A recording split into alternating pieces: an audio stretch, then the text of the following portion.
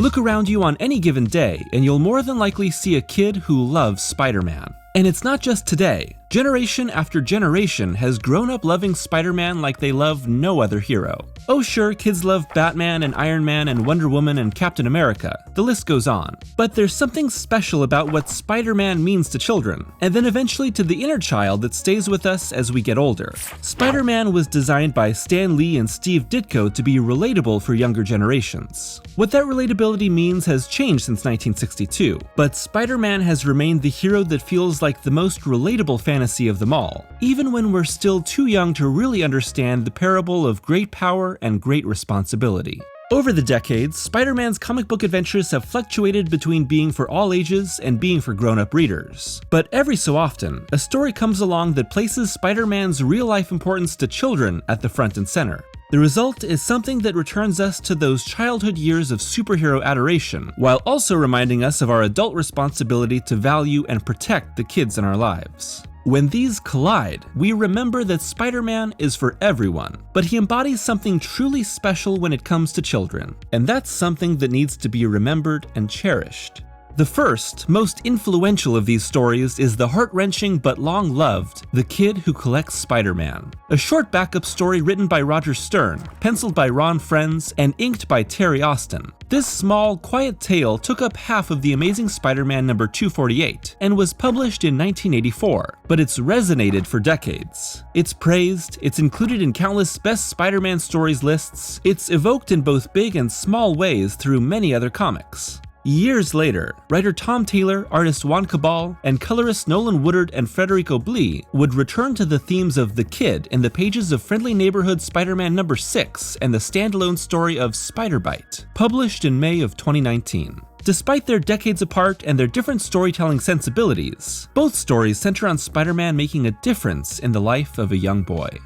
In The Kid Who Collects, it's Peter visiting a boy named Timothy Harrison one night and telling him all about what it means to be Spider-Man. In Spider-Bite, our hero is helped by a mysterious young boy with spider powers who helps him defeat a legion of villains. The Sinister 60.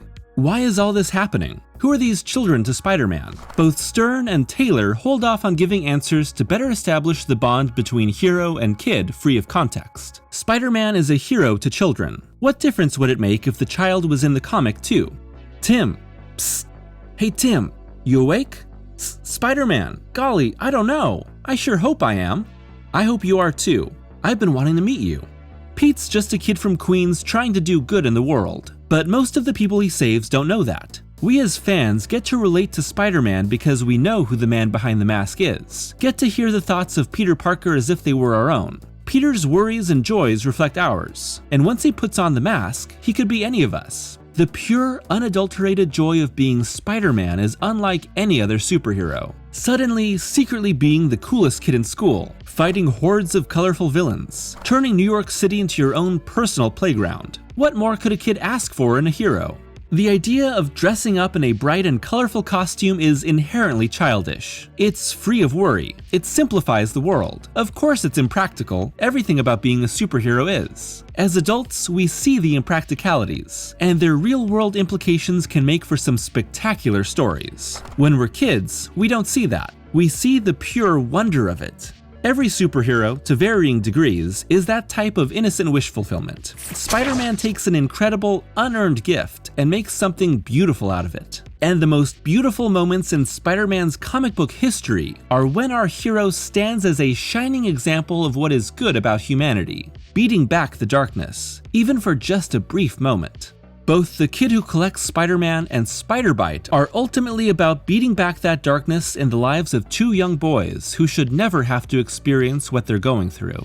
Stern employs a genius storytelling device in his backup, a series of newspaper clippings from an article titled The Kid Who Collects Spider-Man, which introduces us to Timothy Harrison. Tim is in awe of Spider-Man, collecting every piece of news, every photo, every incidental bit of memorabilia that has to do with his hero. We read these excerpts intermittently throughout the story as Spider-Man visits Tim in his room one night. He shows him his powers, reads his news clippings, tells him his reason for being a hero, as we slowly come to realize that the article we're reading is what brought Tim to Spider-Man's attention.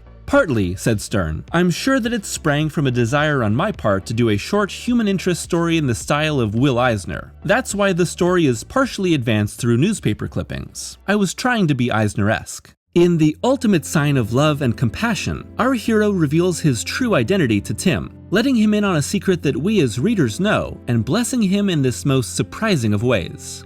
Tim, my name is Peter Parker. I took most of the photos that go with those articles you saved. Taylor's Spider Bite may be longer, devoting a full issue to his story of love and compassion, but it plays faster and looser than The Kid. When solicited, friendly neighborhood Spider-Man made it seem as though Marvel was introducing yet another spider-powered hero to comics. But it's clear very early on that Spider-Man and the young hero's fight against the Sinister 60 is an amazing fantasy. Spider-Bite gets to save the world alongside his idol. Along the way, Spider-Man gives words of encouragement to the young boy, whose real name is Nathan. I don't think I can lift it. Sure you can. You're stronger than you think. We all are. At the very end of The Kid Who Collects, we learn what drove Pete to be so open and honest with Tim through the final piece of the article. When I asked him what he wanted, more than anything else, he looked me square in the eye and said, "Mr. Conover, I'd like to meet Spider-Man and talk to him. Just for a few minutes."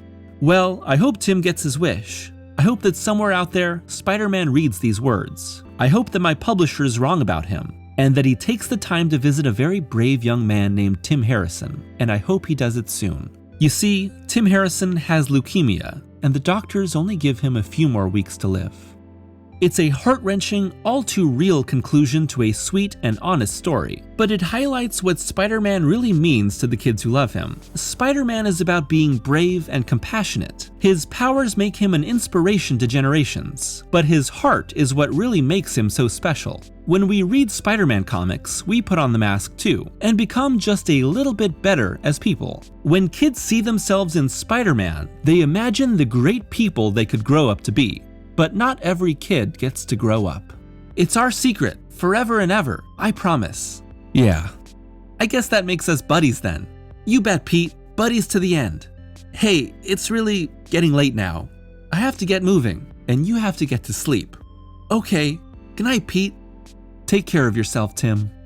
Putting on the mask happens much more literally in Taylor's Spider Bite. The little hero isn't the newest star of his own book, but a kid getting to live out his wish of being Spider-Man for a day alongside his hero in the hospital. Rather than the last panel reveal of Stern's story, Taylor has us come to a slow realization that Nathan is battling cancer and his Spider-Bite adventure has been make-believe, with Spider-Man and the rest of the hospital staff putting on a makeshift show for the boy. We also live in the reality of that revelation longer, seeing Nathan's parents and the toll that fighting the disease has taken on everyone in the family. The story of Spider-Bite is a heightened adventure quickly followed by a far more painful reality. When it's over and it's time for bed, Nathan has an understandable, very childlike outburst. Nathan is scared to go to sleep because he's afraid he might not wake up. I'm sorry, I didn't mean to ruin it, You didn't ruin anything. It's okay. More than okay. I had a great day. That was one of the most epic team-ups ever. When I was a kid, I wanted to be Spider-Man too. The trials and tribulations of the character didn't seem like such a big deal if I could put on that mask and swing around New York without a care in the world. Just imagining that made every worry in life feel small and simple in comparison. When I became a teenager, I thought less about Spider-Man, and was unhealthily focused on Wolverine. The funny thing is, the older I got, the more I started loving Spider-Man again. It was a little different this time, but just seeing kids love Spider-Man reminded me of what made him so special. Adult, mature Peter struggles every day, but his adventures as Spider-Man see him rise above it all. The worries of the world melt away, and the freedom of being Spider-Man connects us as adults to our inner child. The child that first wanted to be Spider-Man. The one that idolized Peter Parker or Miles Morales or Miguel O'Hara or Gwen Stacy. For some, Spider-Man is the role model we never had.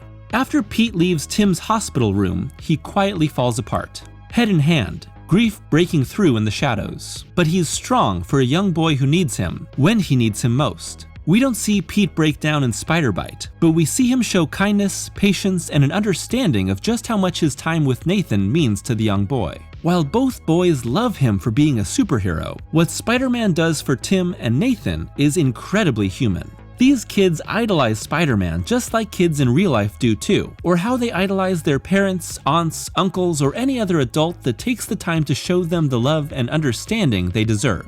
Together, the stories of the kid who collects Spider-Man and Spider-Bite, separated by 35 years yet still intrinsically true to the heart of the character, illustrate what makes Spider-Man such a crucial character in the lives of millions. It's not because of how he changed comic books or how many movies he's been in. It's because of how much love and joy he's brought into the lives of children around the world. Whether we picture ourselves behind the mask or feel comfort in the idea of someone out there always fighting the good fight, Spider-Man teaches us to be better people, even at such an early age. To quote Stan Lee, "That person who helps others simply because it should or must be done, and because it is the right thing to do, is indeed, without a doubt, a real superhero." For those who don't get the chance to grow old with the character by their side, just a moment of love and happiness inspired by Spider-Man can make a world of difference. When the moment comes that a young boy or girl is counting on you to show them how to be brave or patient or kind, I hope you reflect what Spider-Man does in these stories and become their hero too, even if it's just for a day. Hey Nathan, I'm sorry for yelling. You've been amazing and don't worry about it. You like being Spider-Man for a day? Yeah, it was awesome. Good, 'cause here's the thing. Your day's not over.